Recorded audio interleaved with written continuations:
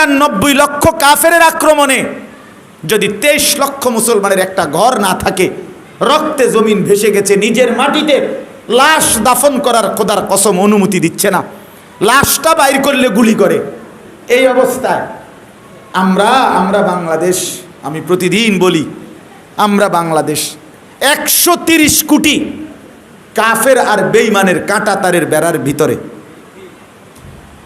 আমাদের চতুর্দিকে ১৩০ কোটি বেঈমান বসবাস করে, আমরা তার ভিতরে আছি। ইন্ডিয়ার জনগণ কতজন? ১৩০ কোটির চাইতে বেশি। ফিলিস্তিনের সাথে ৪টা মুসলিম রাষ্ট্রের বর্ডার আছে, মিশর, সিরিয়া, লেবানন, জর্ডান। আমার বাংলাদেশের চারদিকে ১ ইঞ্চি জায়গা কোনো মুসলিম রাষ্ট্রের সাথে বর্ডার আছে? আছে বাংলাদেশে? তাহলে যুবক, তুমি কিসের আশায় কার উপরে ভরসা করে সেজদা দাও না? হ্যাঁ, কার উপরে ভরসা করে বন্ধু উলঙ্গ ছবি দেখছ? কার উপরে ভরসা করে ফজরের নামাজ পড়ো না? আপনাদের স্ত্রীরা কার উপরে ভরসা করে বেপর্দা চলতেছে? আপনারা কার উপরে ভরসা করে সুদ খান, ঘুষ খান, হারাম রোজগার করেন? কার উপরে ভরসা করে আপনাদের ঘরে রঙিন টেলিভিশন চলে? আল্লাহকে তাইলে আর লাগবে না? কথা বলেন না, আল্লাহকে লাগবে না তাইলে আর? আল্লাহকে বিদায় দিয়ে দিলেন, ছেলেরা বিদায় দিয়ে দিল আল্লাহকে। এই সোভিয়েত ইউনিয়ন রাশিয়াতে 1920-এ আপনার যখন সমাজতন্ত্র, সোশ্যালিজম, এদের যখন রাষ্ট্র প্রতিষ্ঠিত হয়েছে সোভিয়েত ইউনিয়ন, তখন সোশ্যালিজম, সমাজতন্ত্র মতবাদের এই যে বর্তমানে যাদেরকে জাসদ বাসদ কয়, এদের main head office Russia, socialism, সমাজতন্ত্র। এদের প্রধান গুরু নেতা একজন ছিল লেনিন। সে সোভিয়েত ইউনিয়নে 16টা রাষ্ট্র নিয়ে প্রতিষ্ঠিত এই বড় সাম্রাজ্য প্রতিষ্ঠা করার পরে সে ঘোষণা দিছিল, ওই নাফরমান, যে মুসলমানের আল্লাহকে আমাদের সোভিয়েত ইউনিয়নের সীমানা থেকে গুড বাই, বিদায় জানাইলাম। মুসলমানের আল্লাহ যেন আমাদের এখানে না আসে, ওনাকে লাগবে না আমার। 70 বছর লাগে নাই, 70 বছরের ব্যবধানে এই সোভিয়েত ইউনিয়ন ধ্বংস হইয়া টুকরা টুকরা হইয়া পৃথিবীতে এখন মানচিত্রের মধ্যেও সোভিয়েত ইউনিয়ন নাই, এখন আর নাই।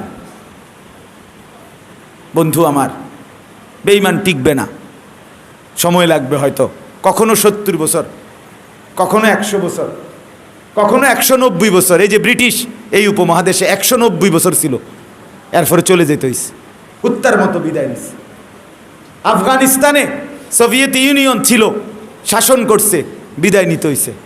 আমেরিকা, ন্যাটো, ইউরোপীয় ইউনিয়ন সবাই মিলে যুদ্ধ করছে আফগানে, কিন্তু শেষ পর্যন্ত এই 2 বছর আগে কুত্তার মতো লেজ গুটাইয়া পরাজয় বরণ করছে, চলে যেতে হয়েছে। বেঈমান থাকতে পারে না। কিন্তু আমাদের প্রত্যেকের দায়িত্ব নিজের বর্তমান, নিজের জিন্দিগি সুন্দর করা। আজ যদি আমরা জুলুমের শিকার হই, আজকে যদি আমি দুশ্মনের দ্বারা আক্রান্ত হই, তাহলে পার্থক্য করো।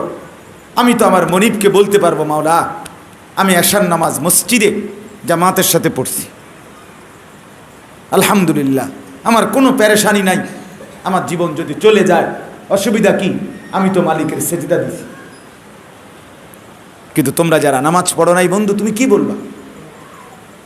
তোমাদের যাদের শরীর নাপাক, প্রিয় ভাই, প্যান্টের মধ্যে পেশাব, উলঙ্গ ছবি, নাচ গান, অস্থির দৃশ্য দেখতে দেখতে তোমার শরীর নাপাক হয়ে আছে।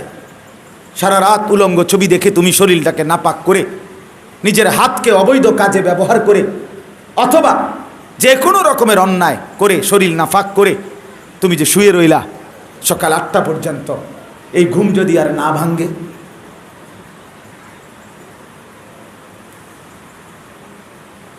এই চোখ যদি আর না মেলে,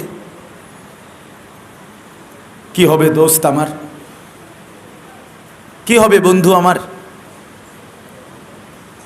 দয়া করে ফিরে আসো,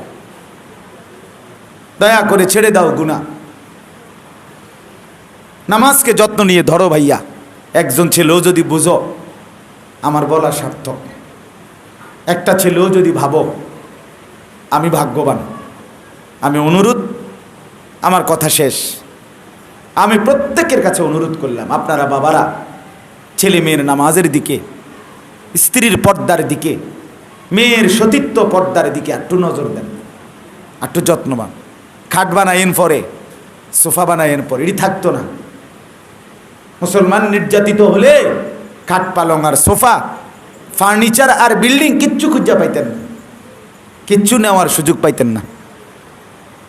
ইমান তো নেওয়া যাবে, ইমান নেওয়া যাবে কি না? ইমান তো কলজাত থাকে। আখিরাতের বিশ্বাস নেওয়া যাবে, নিজের সেজদা সাথে নেওয়া যাবে, কিন্তু সোফা নেওয়া যেত না, বিল্ডিং আলগি দিয়ে নেওয়া যেত না। আল্লাহর বন্দিগি, আল্লাহর জিকির, আল্লাহর কোরআন তেলাওয়াত। আজকে যদি বাচ্চাটা কোরআন পড়তে পারে তাহলে সে মরতে মরতে আল্লাহর কোরআন পড়তে পড়তে মরে যাবে। আজকে যদি মেয়েটা পর্দানসীন হয় তাহলে নিজের ইজ্জতের জন্য জীবন দিয়ে দিবে, কিন্তু তারপরেও আল্লাহকে রাজি খুশি করে কবরে চলে যাবে। এই জন্য আমি অনুরোধ, আমরা প্রত্যেকেই আল্লাহর ওয়াস্তে আখিরাতের ফিকিরে নিজেদের জীবন সুন্দর করি, নিজেদের গুরুত্ব দেই। বাবা মা আপনারাও, যুবক ভাই তোমরাও, সবাই মিলে ফিরে আসো। আমাদের মুসিবত আসবে নয়তো। আজকে ফিলিস্তিন, কালকে কাশ্মীর, আরেক দিন রোহিঙ্গা, আরেক দিন বসনিয়া, আরেক দিন সিরিয়া, আরেক দিন ইরাক। এরকম একটার পর একটা মুসলমান নির্যাতনের ইতিহাস নাম আমাদের কাছে আসে। এমন কি হতে পারে না কোনো দিন এই নামগুলোর সাথে আমার দেশের নাম যোগ হবে? কথা বলেন না? আজকে যেমন আমরা শুনতেছি তাদের কথা, একদিন এমন হইতে পারে না তারা শুনবে আমাদের কথা? কথা বলেন না কেন?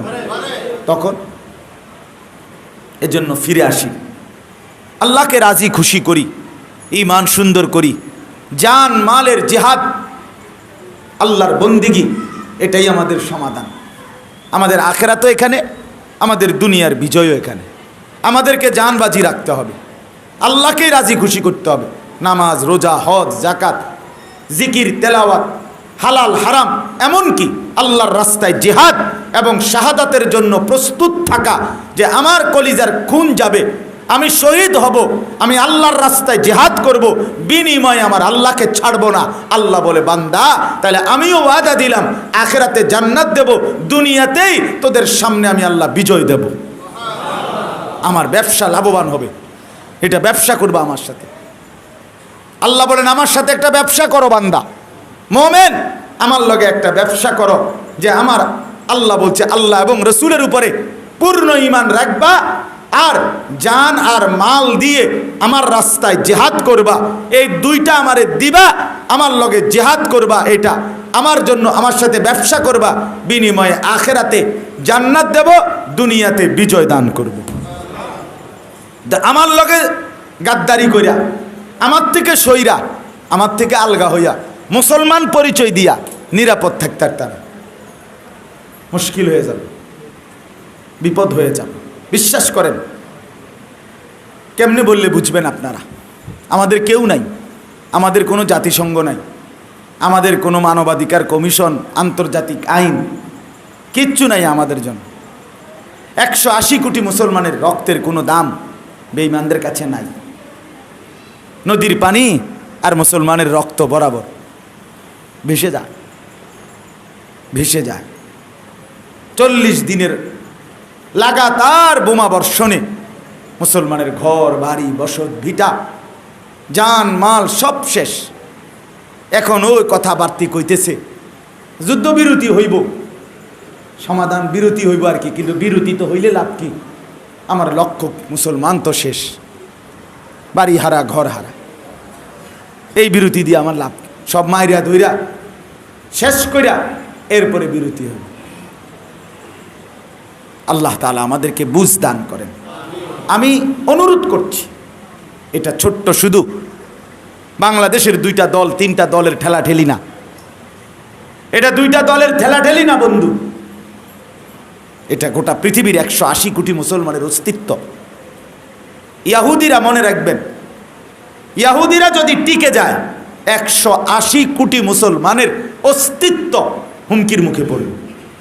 এরা বড় জঘন্য, এরার মতো কুত্তা নিকৃষ্ট হায়েনা পৃথিবীতে আর কেউ নেই। এরা এত জঘন্য, আমরা বইতে পড়ছি এরা এত বড় সুদখোর মহাজন। সুদের টাকা দেয় না দেখা এই ইহুদিরা মানুষের শরীরের গোশত কাইটটা রাখিয়া দেয়, এত জঘন্য ইহুদিরা। তারা তাদের আমলে পূর্বে সরাসরি কিতাবে আছে, কোনো কোনো বর্ণনায় 400-র মতো নবীকে, নবী খোদার নবী, আল্লাহর রসুল নবী, এই নবীদেরকে 400-র মতো নবীকে সরাসরি জবাই করে হত্যা করছে এই ইহুদি কুত্তারা। এরা 1-2 দিনের জঘন্য না, এরা বড় হিংস্র। নাইলে দেখেন না আপনি পৃথিবীর কোনো ইতিহাসে হাসপাতালে কেউ এভাবে নির্বিচারে হত্যা করে না, ছোট্ট বাচ্চা এভাবে মারে না। মানুষ তো কথা বললেও কয় যে কিরে বেটা তুই কাজে লাগছ আমার লগে, তুই আমার লগে না বুঝবি, তুই আমার বাচ্চারে মারস কেন? কথা বলেন না কেন? একবারে একটা সাধারণ বিবেকেও তো এটা কয় যে কিরে তুই আমার বউ, আমার বাচ্চা, আমার ছেলে মেয়ের উপরে আঘাত করছিস কেন? তুই বেড়া হইলে আমার লগে না লড়াই করবি, ঝগড়া তোর আমার লগে, বাজাবাজি তোর আমার লগে, তুই আমার লগে না লড়বি না। ওরা অসহায়, দুর্বল, নারী, শিশু সব সমান করে ফেলছে। এত নৃশংস, কোনো ভদ্রতা মানবতা বলতে এদের মধ্যে নাই। এজন্য এদের সিদ্ধান্ত সারা পৃথিবী মুসলমান নিশ্চিহ্ন করে ফেলবে। বলেন নাউজুবিল্লাহ। এজন্য আমরা আল্লাহর সাথে বোঝাপড়া করি। কার সাথে? ফিরতে হবে আল্লাহর কাছে। শান্তি, সুখ, নিরাপত্তা আল্লাহ থেকেই নিতে হবে। দেখেন আল্লাহ তাআলা বলেন 28 নম্বর পারা 61 নম্বর সূরা, সূরায়ে সফ এর 4টা আয়াত পড়ছি, শুধু তর্জমা বললেই শেষ কথা।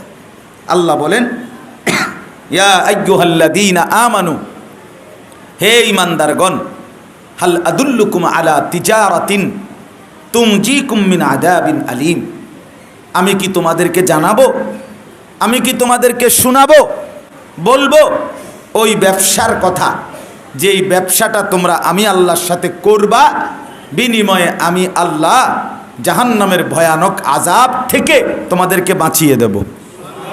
এরকম একটা ব্যবসা তোমরা আমার সাথে করো। তো ব্যবসাটা কি? আল্লাহ বলেন তুমিনুনা বিল্লাহি ওয়া রাসূলিহি, আল্লাহ এবং তার রসুল মুহাম্মদ সাল্লাল্লাহু আলাইহি সাল্লাম, তার উপরে তোমরা ঈমান আনবা, মানে আল্লাহর কথা শুনবা, রসুলের কথা শুনে নিবা, মেনে নিবা, এই একটা। আর কি? অতুজাহিদুনা ফি সাবিলিল্লাহি বিআমওয়ালিকুম ওয়া আনফুসিকুম, তোমাদের জান দিয়ে, তোমাদের মাল দিয়ে আল্লাহর রাস্তায় জিহাদ করবা। পুরা ইসলাম মানা এটাও জিহাদ, আবার সশস্ত্র কাফের মুশরিক বেঈমানের বিরুদ্ধে যুদ্ধ করা এটাও জিহাদ। আল্লাহ বলেন জান আর মাল দিয়ে আমার রাস্তায় জিহাদ করবা, আর আল্লাহ এবং রসুলের কথা মেনে নিবা, ঈমান আনবা। আল্লাহ বলে এই দুইটা করবা, এটাই ব্যবসার তোমার পণ্য, এই দুইটা আমারে দিবা, বিনিময়ে আমি আল্লাহ জাহান্নামের আযাব থেকে বাঁচিয়ে দেব। যালিকুম খায়রুল লাকুম ইন কুনতুম তা'লামুন, আল্লাহ বলে যদি তোমরা বুঝো বাস্তবে, তো মনে রাখো এটাই তোমাদের জন্য উত্তম, এটাই কল্যাণকর, যদি বুঝ থাকে, যদি দিমাগ থাকে। এরপরে আল্লাহ বলেন তোমরা যদি আমাকে প্রশ্ন করো বান্দা জাহান্নাম থেকেই শুধু বাঁচাবেন আর কিছু দিতেন না, আল্লাহ বলেন না, আরও দেব। কি দেব? ইয়াগফির লাকুম যুনুবাকুম, আমার রাস্তায় জিহাদ করিলে, আল্লাহ এবং রসুলের প্রতি ঈমান রাখলে, আল্লাহ এবং নবীর কথা শুনলে পেছনের সমস্ত গুনাহ মাফ করে দেব। আর কি দেবেন?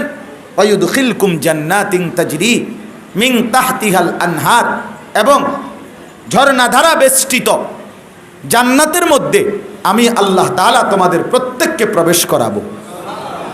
আর কি দেবেন? ওয়া মাসাকিনা তাইয়্যিবাতান ফি জান্নাতি আদ, এমন বাগানে থাকতে দেব যেটা বসবাসের উপযোগী, এবং এমন বিছানা, এমন সাজসজ্জা, এমন আসবাব যেগুলো পবিত্র, বসবাসের জন্য চমৎকার, আরামদায়ক, এমন জান্নাতে থাকতে দেব। জালিকাল ফাউজুল আযীম, এটা হবে অত্যন্ত বড় সফলতা যে তুমি জাহান্নাম থেকেও বেঁচে গেলা, জান্নাতেও ঢুকলা।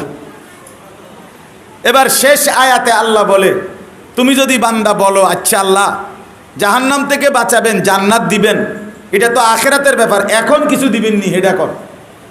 আল্লাহ বলেন ওয়া উখরা তুহিব্বুনাহা, আরো একটা দেব যেটা তোমার খুব ভালোবাসার বস্তু।